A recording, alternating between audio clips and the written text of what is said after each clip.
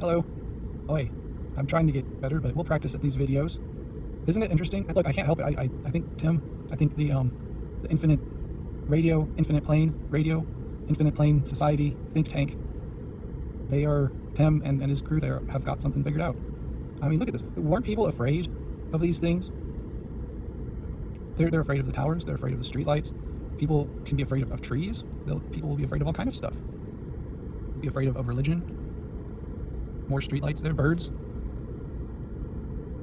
And it is a question of, in what situations, how often is it that it's genuine, is like organic, grassroots phobia? And how often is it contrived? You know, it's some kind of psychological, social experiment where it's a test to see what people will believe, what can create a cult following, a type of active measure, proactively co-opting anything. Well, that's the co-op would imply that it was organic at one point, that it was a grassroots, versus entirely engineered. So, like with the 5G phobia, was there any need for the Illuminati capstone secret clearance society, security clearance society? Was there any need for them to go out and foment 5G phobia, or did it just happen organically? Is it just a phenomenon of human nature that whenever some new technology is presented, there's fear associated with that? I don't have a particular answer. Sorry. No answers here, just questions, mostly. It's not entirely unreasonable to fear unknown things, but on the same hand, irrational fear without evidence and real evidence. And that's the other problem is people throw these words around a long time, but like their standard of what is evidence, or like the word psyop becomes so popular. Everyone knows about the word psyop, but what does psyop mean to any one person?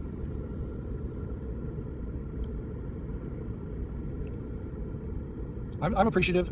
It's helped me. Like most people don't even, I don't know most people. I don't want to say it like that. Some people don't even do any, they don't get into things like coincidence versus synchronicity. And some people do. And I think the question of, I think it's really important to become aware of how powerful the media is over everyone, even off-world stage, even deprogrammed.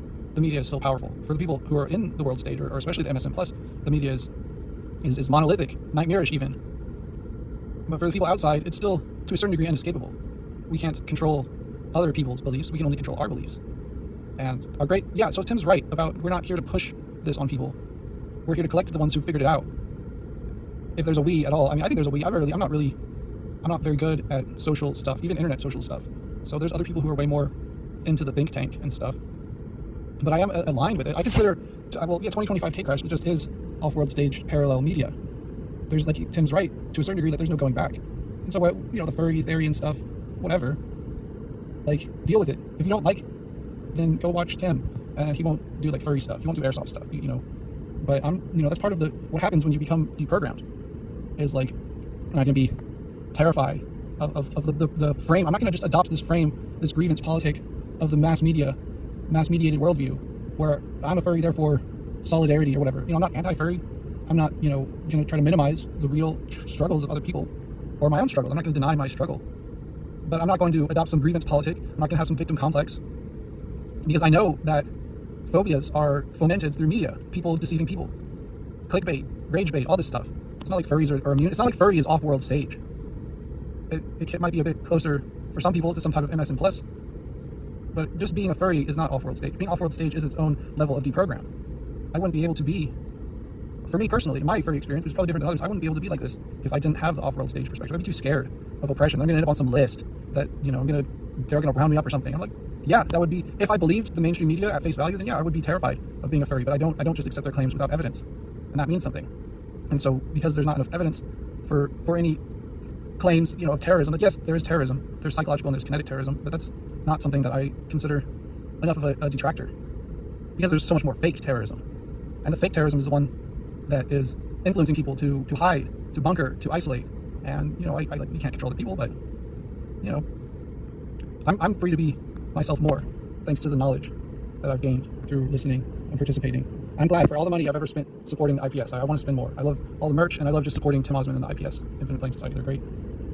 So thank you. You've inspired this longer format video. I hope you all enjoy the view. Just kind of bird watching, 5G tower watching.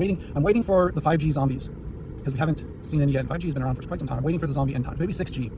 We'll keep our eyes out. We'll keep our ears up. listening for the zombie apocalypse, because it's prophesized. It's not like the media is wrong. It's not like they're not going to, because some of it's metaphorical, but yeah, there's going to be some kind of realization of all of what has so far been predicted programming of a zombie apocalypse. I think we can deductively say they're going to have some psyop related to zombies. They've had some with coronavirus, but there's more coming. It's not over. It's always an active measure. Corona never ended. Corona started, a long time before 2019, the corona pandemic, and all the associated propaganda. And it's not stopping either. The whole thing's always been an active measure. So it's important to have all that in perspective. And having this state of mind is this is how it's a practice. We practice ataraxia. And I'll just leave you with that. And thank you so much for watching. Until next time, Cake Crash out.